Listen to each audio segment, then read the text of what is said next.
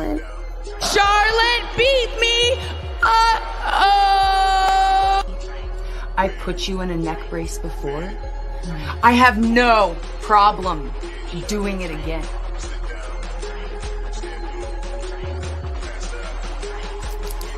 You haven't seen it, honey. I was. Oh, bitch! No, the fuck y'all did that!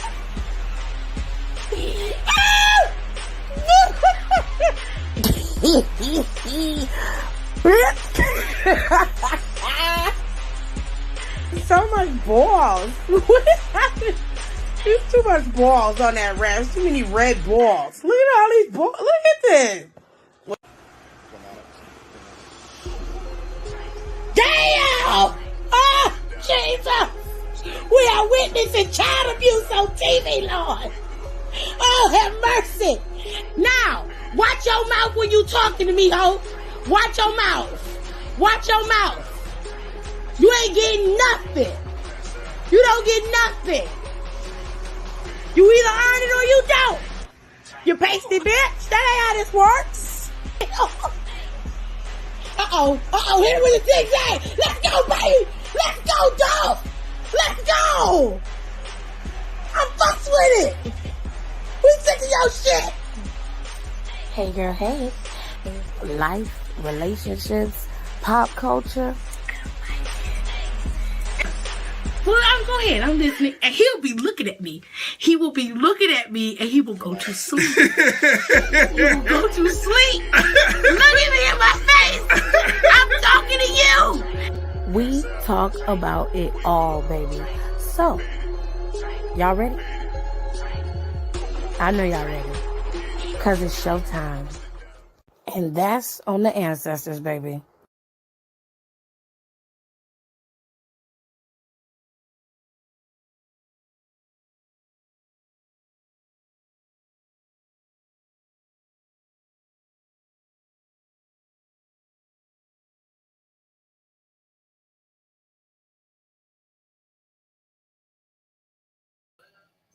All right, y'all. Look.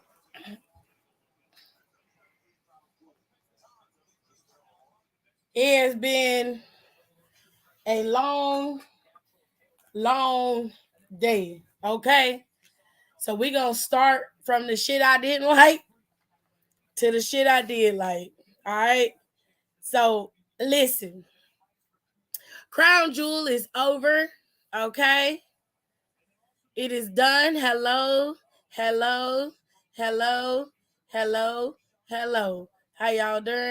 y'all doing? Listen. The very first match of the night was Bobby versus Brock Lesnar. All right. That match was okay. It was good in terms of setting the tone for the show, but it was obvious that that match was not meant to go on in full capacity, which is why it seemed a little short. Something tells me at Survivor Series, they will be fighting again. If not, I hope so. Because I didn't like the fact that they didn't get a full time. I understood that Bayley and Bianca needed time to be able to do everything that they were going to do. But at the same time, a lot of other matches could have got cut short so that Bobby and Brock could sufficiently have an actual fight. With all that being said, let's move out of that. If I had to give Bobby and Brock's match a grade for at least setting the tone for the show, I give it a B. It was a decent match.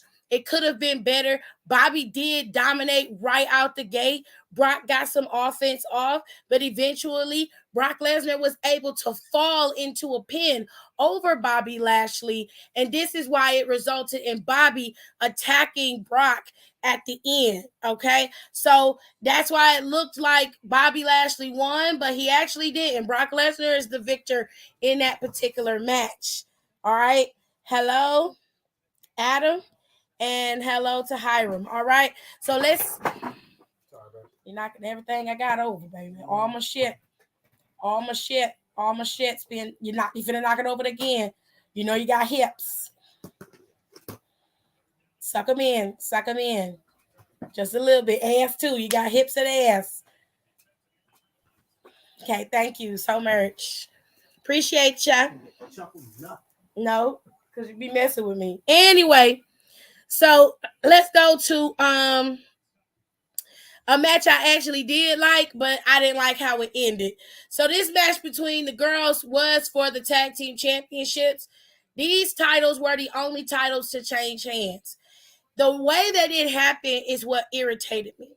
So I feel like this match could have been done on Monday Night Raw that just passed, and that could have led to another tag team match today, to which Asuka and Bliss could have actually won. You would still have the solidification of Nikki Cross involving herself in their matchup, but you wouldn't have this weird week of a tag team reign or this pause between Dakota and Io's tag team reign. You wouldn't have that.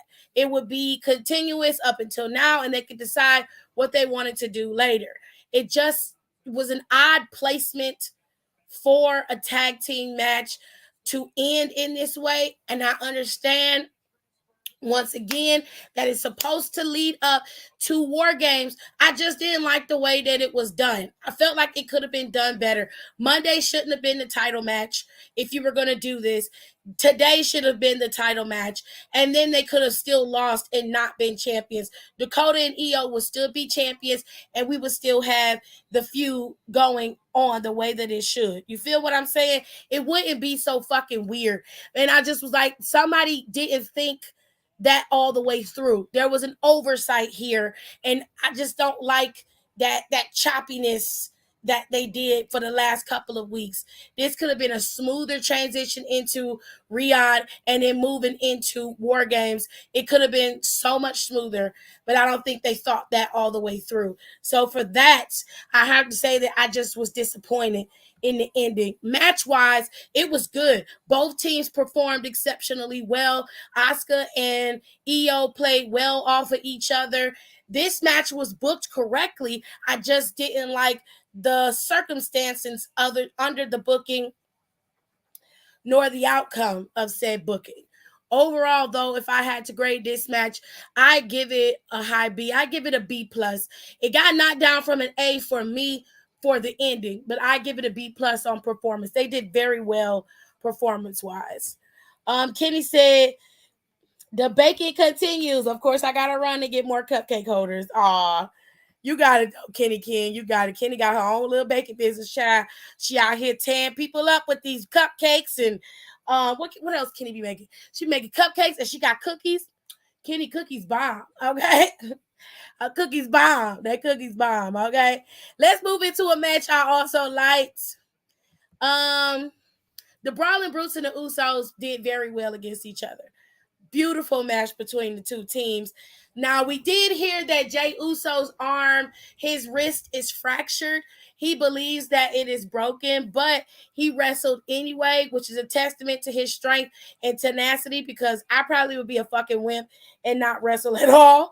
But overall, Jimmy and Jey Uso did retain their titles just fucking barely. The Brawling Brutes had them so many times in this match.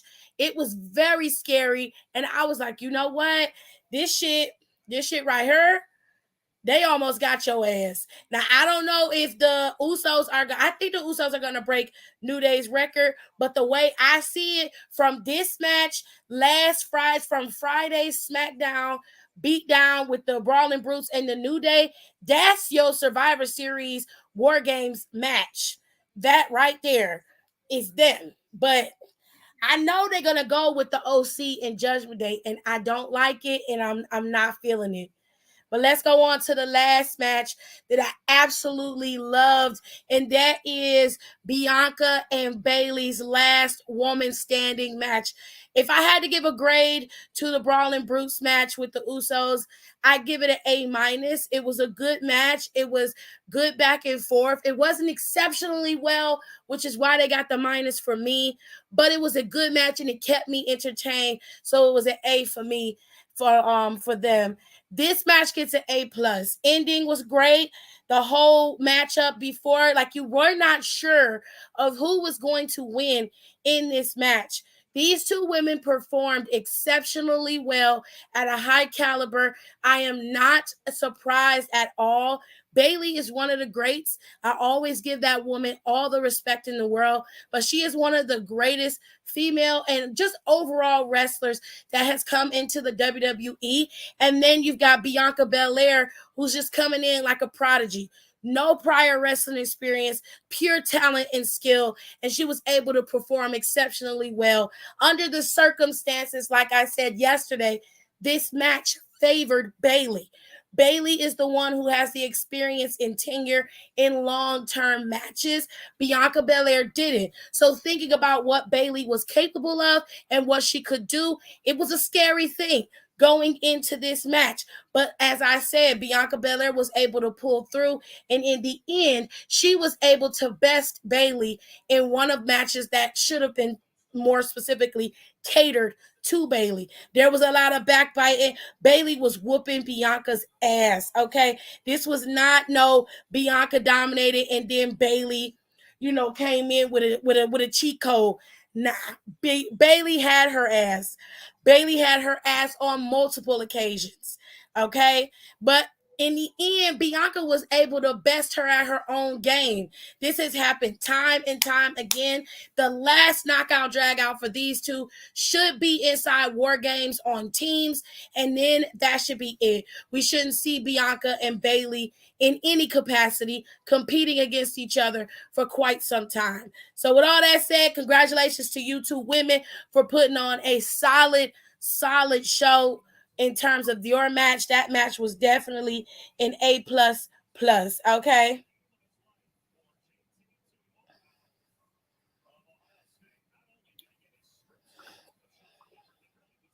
Hold on, y'all.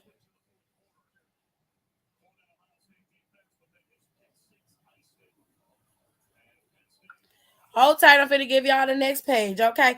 So here's where I wasn't too necessarily happy. But I'll give Roman his props, okay?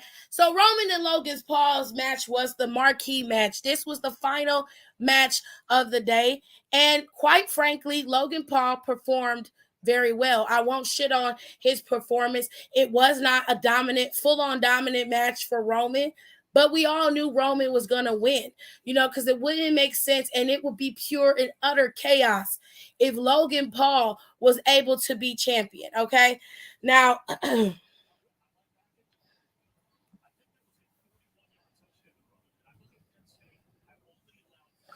so I'm 100% okay with his performance. They didn't just give the Saudi people a lackluster show. They gave them a full experience for the tickets and the money that they paid for. They performed exceptionally well. One thing I will say, though, is that, and Tears are probably going to kick my ass for this, but she knows I love her. In the end, Logan Paul did what he was supposed to do, which was to kind of shake the foundation of Roman Reigns' steadfast movement into bigger GOAT status. He's already put himself in the position of being talked about of the greats like Bruno Sammartino and Hogan and Bob Backlund in terms of title reigns and the length of time. So now you've got somebody who came from the outside in and who almost was able to best him at his own game. That can be a little bit of shaky. And it seemed like that was the case towards the end of the show. Roman was looking at those titles and it was a feeling of, damn, I almost lost them. So we're watching this all play out, and it's very interesting. Now, I don't know where WWE is going to go in terms of Roman Reigns, but I will say that the show itself, in terms of their match, was very solid. It was a good back and forth, and they performed well, even with the Usos coming out and unfortunately for Jake Paul coming out. Jake Paul has his own fucking entrance, okay, which scares the living daylights out of me because I do not want to see Jake Paul wrestling in this company in any way, shape, or form. I already had to deal with this motherfucker. I definitely don't want to deal with Jake Paul. Let me get some of y'all comments in here because it's a lot of them. So hold tight, y'all.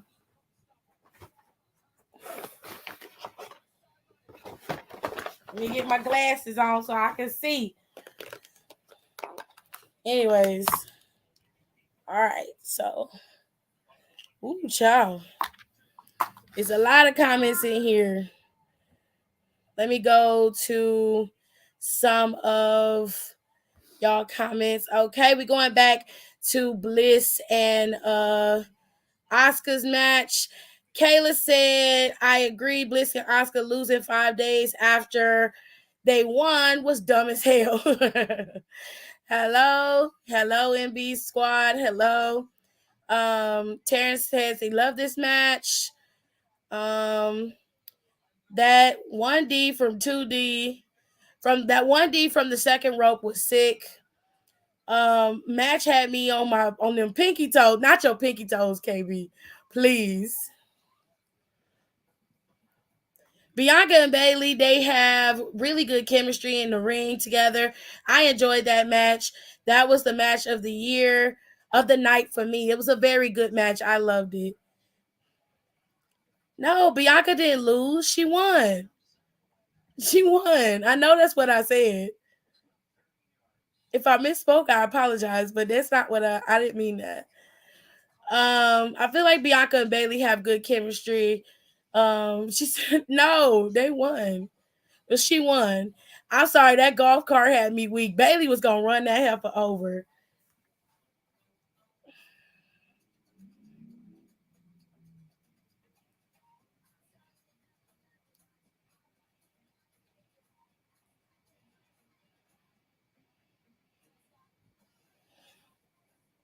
Sorry, y'all. My mom is calling me. Anyways, should the two teams do a winner takes all?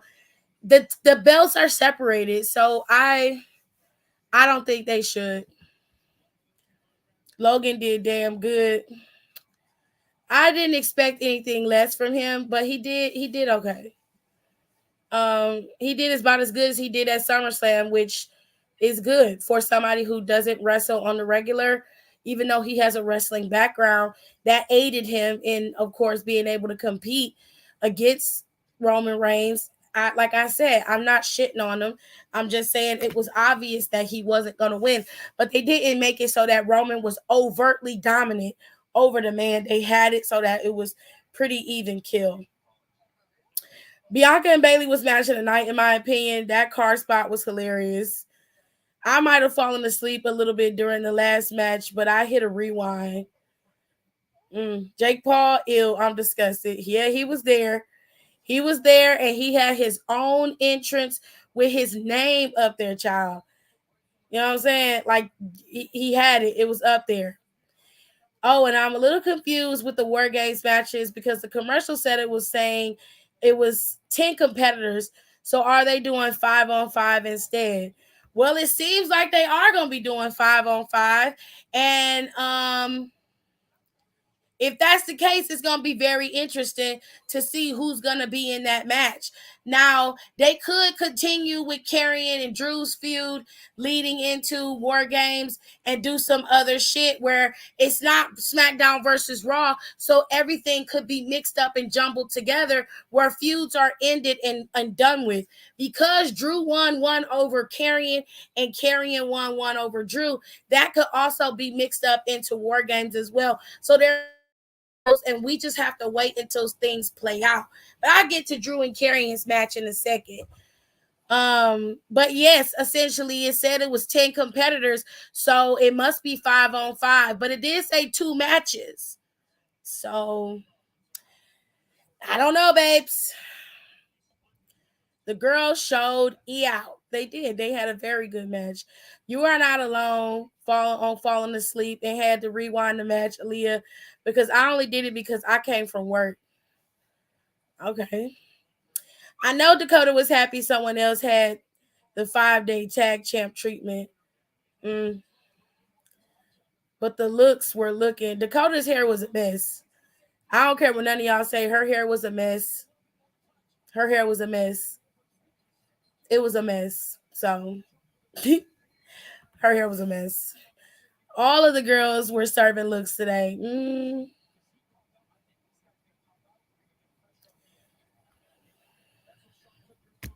If you say so. I'm gonna say they live their best lives. Bianca did eat the girls down with her gear. She always does. I expected nothing less. Bayley's thick ass lost because her thick ass wouldn't wiggle out of that ladder. Her fault. Her fault. I'd love to see Rollins in a War Games match. I think that would be exceptional. Okay, exceptional. I really think they would find something for Rhea to do. She been getting on my nerves. Hell, even Michael Cole wanted that bitch. I just don't care. I mean, if they decide to do what Brazy was suggesting last night when we were talking about it, I think it's a bad move. I don't like it because I feel like it's a chance that she could get hit. People are going to get upset. And y'all could have, if that's the case, then y'all could have been took her ass out months ago. Months ago. You know what I'm saying? Oh, that wig was slipping like her sanity. Yeah, it was messy all around. But the gear, I can't. Io's gear was giving me to infinity. I can't with her. I didn't like Alexis, but that's a preference for me. I liked all of their one-piece suits. They usually do pretty decent on the one-piece suits. The only one I didn't care for was Liv's when she went. But everybody else, everything else was nice. I liked all their one-piece gears. It was real dope.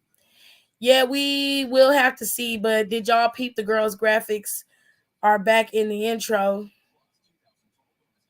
What girls' graphics?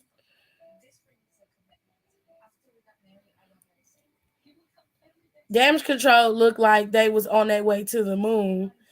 I mean, they all had their own gear on. They looked nice. I thought the girls looked exceptionally well for them to be completely covered up, including Rhea Ripley. But she looked like she looked like the main character from Horizon Zero Dawn. If you ain't never seen that game before, hold on. Her name is Aloy. Let me show y'all what I mean. Y'all gonna be like, damn, her hair look just like that. Watch. Telling you. That's her inspiration, child. This is what she look like. Hold tight. Let me see if I can get it as a JPEG. Oh, good. It's a JPEG. Because, child, she was killing me. She did look like Aloy. Hold on.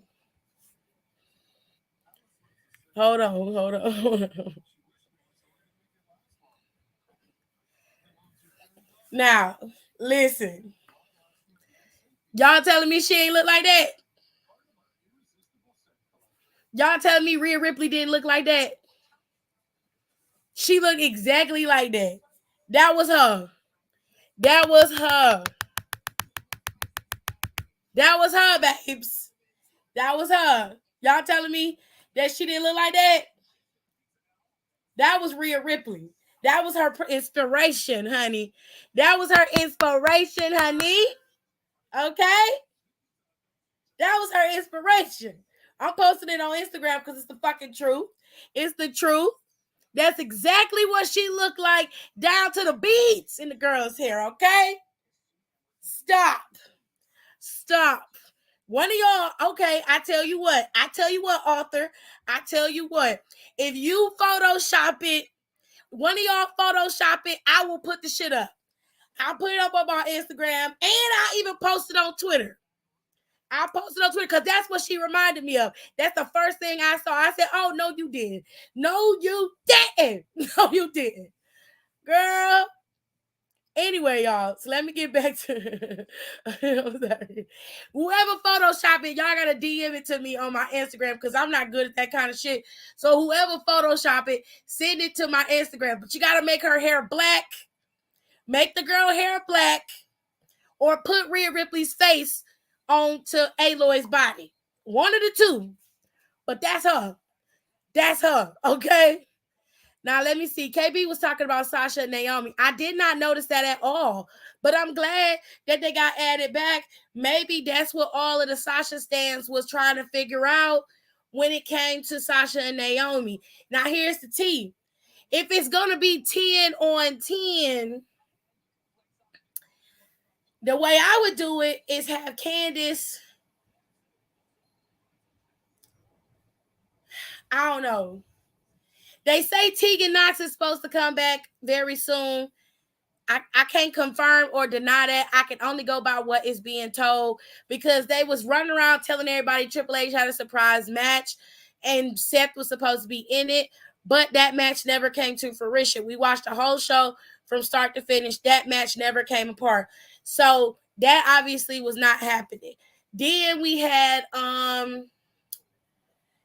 you got Candice, who's attacked by Bayley and them, but like somebody pointed out a few days ago that nobody actually saw Candice get attacked by Bayley and Damage Control. We only heard it. So it's very easy for them to switch Candice off onto Damage Control side, like they had some like little pact.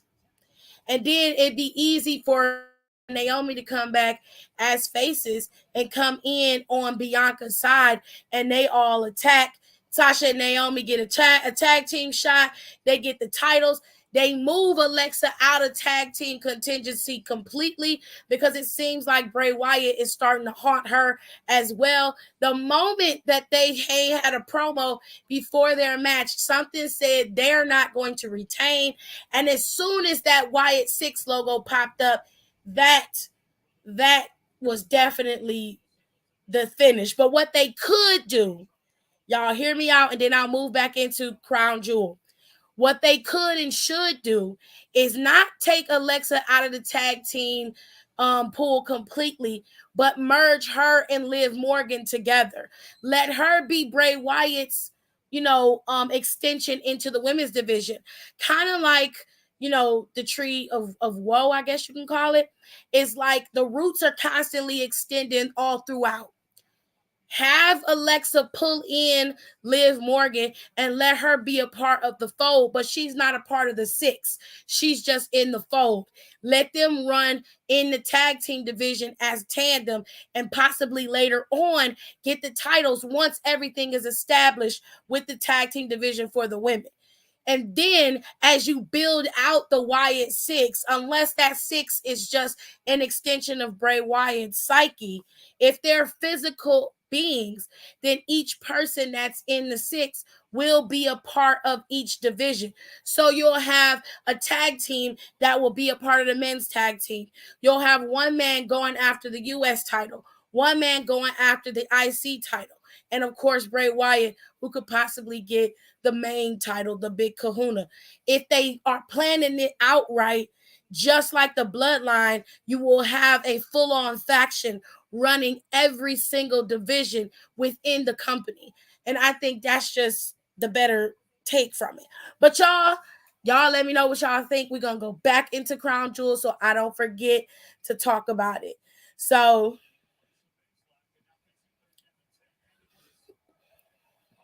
I'm getting y'all comments in. You're not lying. She did look like, I'm telling you, that's what she looked like, y'all. I'm telling y'all. She looked just like Aloy. Someone got to Photoshop the hair black. Either Photoshop her hair black or put her face on Aloy's body. I'm telling you. It's money.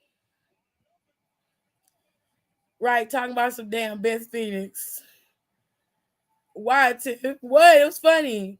I think it's 5-on-5. It's just 10 overall competitors in the match. Traditional 5-on-5. So because it's Survivor Series, Taylor's right. Because it's Survivor Series, it will be a traditional 5-on-5 Survivor Series match inside War Games. And it should be for the men and for the women. So they're going to figure it out. They said everything for Survivor Series is storyline based. So we're going to have to work this shit out some kind of way. I mean, if they do Judgment Day and the OC, of course, there's 3 in terms of male competitors on that side. They're going to need 2 extra bodies. So Kross can be over there with them, and then McIntyre can be over there with them. And then you could do Seth over there with them and do Mustafa Ali on the other side if you're going to round that team out. Me personally, I don't want to see Judgment Day inside that cage. I just don't. I don't want to see them going up against the OC, but it looks like that's where it's heading, and I'm going to be disappointed. I think that's a waste of a match. Candice turns to Damage Control, adds Sasha and Naomi to Bianca's team. Yeah, I think Alexa's out of the group soon. She is, because she's getting ready to start being tormented by Bray Wyatt and that Wyatt 6. It's coming. That's why that logo showed up while she was standing there and she almost got distracted. That's why. But she performed very well in her match. She did very good in that match. I was surprised. Okay. The rumor is Mia Yim, Chelsea Green, and Tegan are allegedly en route back to WWE. So who knows, honestly. Either way, Naomi and Sasha could return on the Raw after Survivor Series. I'm very intrigued for Survivor Series. I don't think they will return after. They're in Boston for Survivor Series. That's Sasha's hometown. From what y'all telling me, if they added those girls back to that intro, they done finalized their damn contract or their renegotiation, and they'll be back in the fold sooner rather than later. And if I was stretched to say Sasha been begging to get inside that War Games cage, that probably was her one request to get back in the fold, and possibly some other things. But I don't see it being that long. I don't see them waiting until after Survivor Series. They're gonna show up before then. Live in bliss, make her go back psycho, and then make Liv be Lily. That's the one thing that Kenny been praying for. I thought about them as a pair. Or something like Lily, since I don't know if Lily is no more. Well, they showed Lily today. I saw Liv's eye in Bray's entrance, and I was like, oh dear. So you saw what I'm saying. Like before that, last Friday, if they put that clip up of Bray Wyatt berating that dude from the WWE, I'm telling you, that was Liv's face. I know her face. That was Liv's face. It was not Bliss's. So I am telling you. I truly believe Bray recruited NXT UK Isla Dawn in the Wyatt 6. If he did, that's fine. But I don't think that because she has the persona that she has to be a part of the 6. And I would let her stand on her own before I would let her join into the 6. That's just me. For the men, I suggested Bloodline versus New Day versus Bloodline versus New Day and Brawling Brutes, but Sheamus is out, so I think Sheamus will be back. Sheamus will be back sooner rather than later. But it's gonna be interesting. I think they're gonna go with the OC and Judgment Day, unfortunately for me. I wasn't sure at first, but people said the whole walkout situation happened in Norfolk, Virginia, and that's where the Raw after Survivor Series is set to be. I'm not 100% sure how accurate. I don't care about that. So I don't think it's happening that way. Do you think the OC is gonna bring a female to get Rhea? They better. They obviously didn't do it tonight when they was in Riyadh. They should have. Like, this is what I don't get about that match. So let's go back to Crown Jewel, because this is what pissed me off the most. That's why I was yelling and screaming at the TV about this match. All right. So you get the match, right? And you know, prior to y'all going to Riyadh, you were 2 weeks out. Y'all in the damn trainer's room. We got to isolate. We got to do something about Rhea Ripley. And then don't do nothing about the bitch. Don't do nothing about her. Say you got to do something about Rhea Ripley and then don't do shit about her. Did you really expect to go into Riyadh, beat the OC, and not put hands on Rhea Ripley or have something to neutralize her? Fools. This is why you keep being losers. This is why you're losers, because you ain't willing to do what's necessary to get rid of these motherfuckers. It's like having a fly constantly in your face, and the only thing you keep doing is just gently pressing it out the way because you don't want to kill it. You better get a fly swatter and kill it, or spray it with some Raid, bitch. Stop being dumb. Damn. Oh my God. The only reason why I entertained the Raw after Survivor Series thing, but I definitely agree with you. I don't think that's happening. I think they're coming back before then because, like I said, I think Sasha had been itching to get inside the War Games cage. That's the one match that she's never been able to perform in, and I'm sure she's itching to get into it. Allegedly, Sasha and Naomi are returning next week on SmackDown. It's the 11th. Naomi and Sasha both recently canceled an event, a fan event for the 11th, and that they were both booked for. They're going inside that War Games match. Whether you want them to or not, that's happening. Isla Dawn not going to be in the YS6. There's no connection to her, and besides, she can exist on her own. But when Isla debuts in NXT, oh, y'all going to be sick of me. I'm sick of you now. So, because all rise for the unholy enchantress. No, I ain't rising. Thank you for the offer, but no thanks. Yeah, that shit did not make any sense. Just get Raquel and call it a day. No, they need Doudrop. Well, apparently Doudrop is going through some things right now, so she's not going to be able to be a part of it. At least that's what when she said on her Instagram, she's there, but, she's not really there. I hate that Rhea interfered once again, but I did enjoy Dominic Mysterio getting his ass kicked by the OC. Like they did what his daddy should have done a while ago. That's facts. This match was okay. It could have been better. I will say I enjoyed them beating up on Dominic. The end result ended in Rhea Ripley slamming AJ Styles' head into the apron. She put him back in the ring, and Finn was able to perform his finishing touches, and they won the match. That was it. Rhea Ripley interfered once again. The OC was on the losing side, and everybody was booing and upset. And, of course, she was taunting them, as she always does. This match right here was okay. It wasn't the greatest. It was okay. Drew and Karrion Kross were competing in a steel cage. Now, it looked as if there was no door to the steel cage because Karrion was trying to climb his way out first. And I've always noticed that in the steel cage match, they usually go to the door, right? The door is always the first and obvious place to go. But he chose to try to climb out originally. They then moved out of that and continued to compete in the ring. And here's where Karrion's X Factor came into play. Scarlett kept interfering. She climbed onto the cage at one point, trying to distract Drew. I would have kicked her ass off of the damn gate, personally.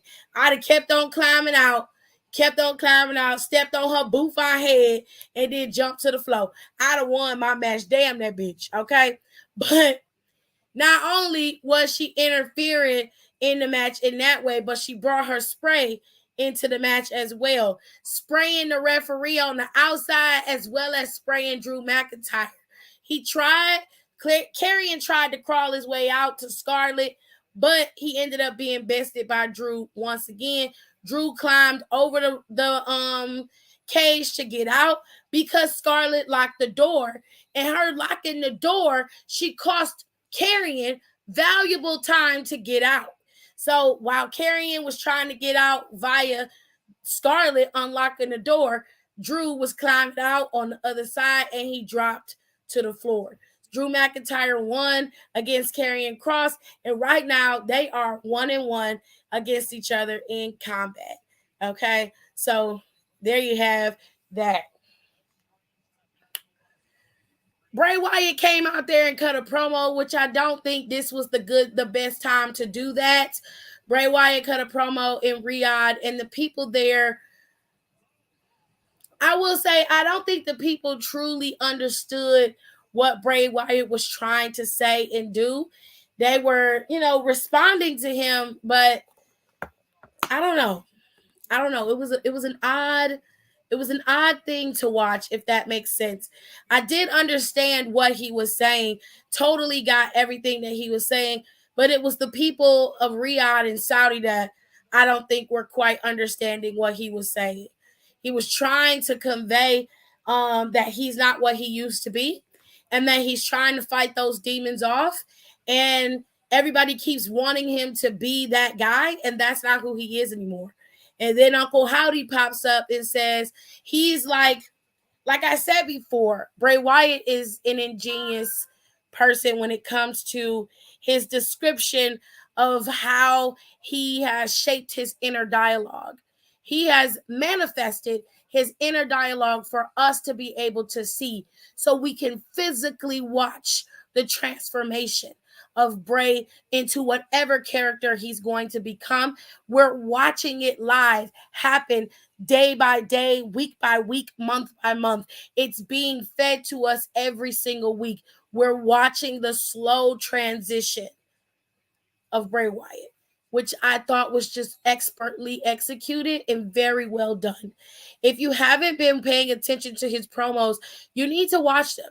I would highly recommend that if you keep all of the SmackDowns from the time he debuted until now, if you keep all of them and you really go over them piece by piece and just watch them, you'll get a better understanding of what's going on, and you'll slowly see him descending into madness. And that's what the point of it is. There's a control here, and the control isn't Bray Wyatt. The control is Uncle Howdy. It's just ingenious. It's very well done. So I give that promo was well done, but it just was misplaced. It shouldn't have been done in Riyadh, because I know they wanted to see him, but he isn't ready for combat yet. So in that case, Bray Wyatt shouldn't have been there. I wouldn't have had him there. Because they didn't appreciate what they were getting. And I don't think they really understood what was happening in front of them. So I wouldn't have put him there. So let me get back to y'all's comments. Well, her Insta showed her wearing a heart monitor because the last match she had on TV was on NXT and she was bleeding. I think she got concussed like Rhea did, which is why I say Piper needs to first get herself together, heal up, and then come back. And Rhea, they're right when they say that Raquel is the next likely person. Raquel is just as strong, just as tall, and she's the only one who's going to be able to combat Rhea Ripley move for move, bar for bar. It needs to be Raquel Rodriguez. Karrion kept yelling that wasn't supposed to happen, and I was like, it's your fault. Like, too bad. So sad. I don't know. Maybe that was a mistake that like Drew wasn't actually supposed to win, but oh well, shit happens. Just like Rhea, I was tired of Scarlett interfering in the match. Unlike Rhea, she wasn't going to physically match Drew because of the size difference. I've seen Scarlett go up against dudes bigger than her in some of her indie matches. I just think that the character she's portraying right now, she doesn't physically get involved in that way. But if you give Scarlett the opportunity, I know that she would if given the chance. And her plan didn't work because Drew outsmarted them. I don't know if he outsmarted them, but he was able to best them in the end. When Bray puts the boots up, I hope they direct him straight to creative, because that man is a fucking genius. He truly is. But I asked my dad after the steel cage match was Kross and Scarlett, A, stupid, B, dumb, C, idiotic, or D, all of the above. And me and my dad agreed on D, all of the above. Okay.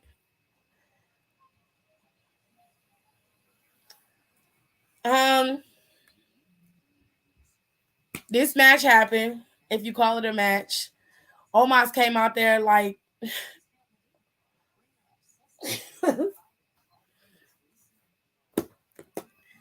I mean, it was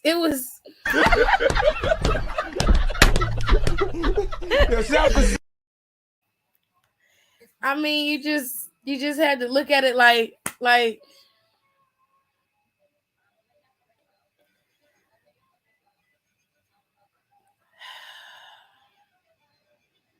That was it. That was how I was looking at it. I was just sitting there like this, just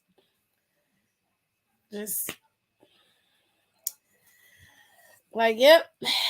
We got a lot of work to do here. It was very underwhelming, unnecessary. It wasn't fun. It was not fun at all. I was not having a good time. I was not. So, yeah, that happened.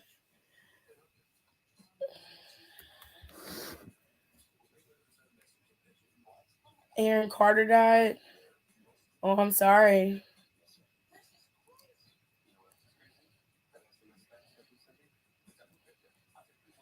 The whole match was awful.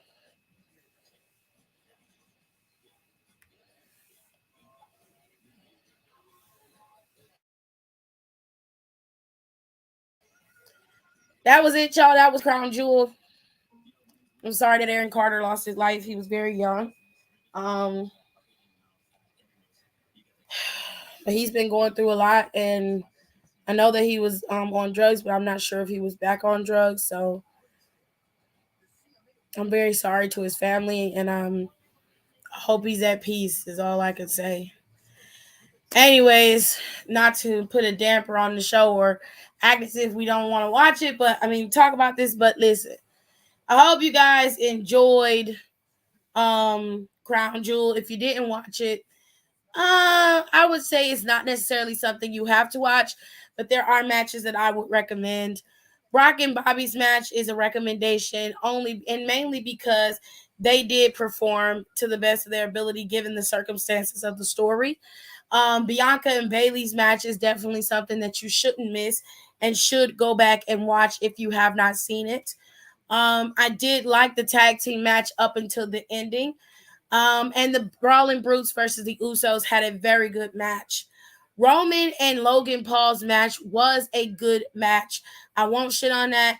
If you plan on watching it, be my guest. There is going to be some involvement from Jake Paul and the Bloodline themselves. If that's what you want to do, you definitely can rewatch that. Everything else, you can leave, okay? But it was a decent match for sure. I hope you guys enjoyed the show. I am going to go because I have to work tonight and get some things done for my event, which is coming up this in 2 weeks. All right. Now, like I said, many of times before on these share, all right. I have an event coming up. It is a sip and paint event. All right. You guys can come out on the 19th. Use that QR code to get your tickets.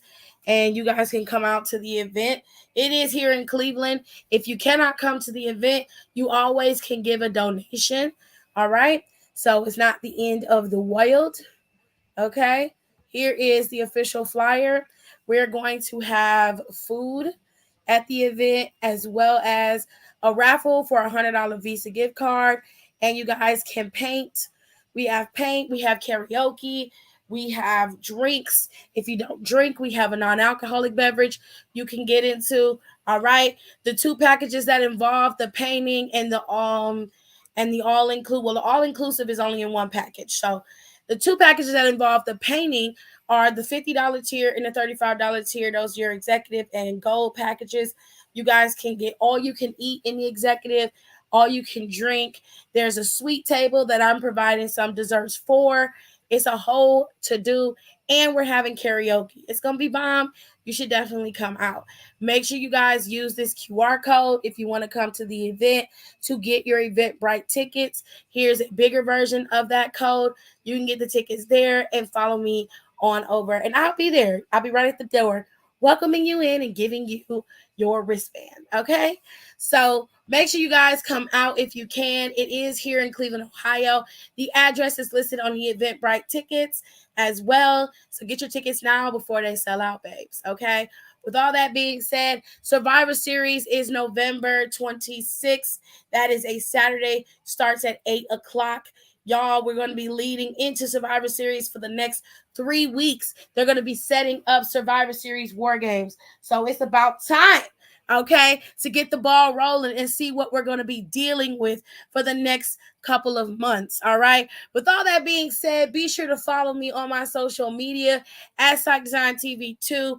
Make sure you follow me over there because I posted commentary on Crown Jewel and everything in between. Make sure you guys, if you want to help keep the channel afloat, donate to the Cash App. It's scrolling in the bottom of the ticker. And if you like makeup and other things, be sure to follow me over there on my makeup channel, which is Psych Design TV. Okay, I think I switched that to I Am Tiffany E though. That's my tag for my makeup channel. So go on over there and check that out, and make sure you guys check out my podcast. Podcast is up. We've got 4 new episodes on the podcast right now. You guys could listen and enjoy yourself for a couple hours with just us girls talking about wrestling. All right. With all that being said, I love y'all. Thank y'all for being over here. I damn near lost my voice yelling at the TV. All right. But y'all have a very good day. I appreciate y'all. I'll see y'all next time.